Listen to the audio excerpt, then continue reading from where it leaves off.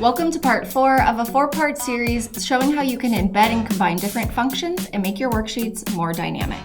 In part 1, we talked through index, part 2, we talked through match, in part 3, we talked through how you can use the match function within your index function to make it a little bit more nimble. Now we're going to add on. So with index match, you're going to return a specific value within a data set. But what if you want more? What if you want the total of multiple values within that data set? So coming off the last example where we were looking for the total sales of Big League Chew, it's just going to return one specific line item. But I want the total of all sales for Big League Chew.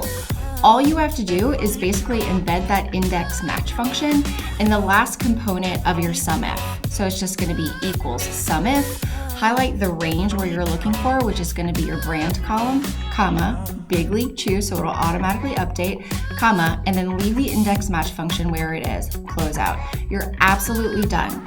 As you change your brand, the total sales are going to update to that brand, and then also if you want to change total sales to maybe being total quantity or total unit price, that's going to update as well.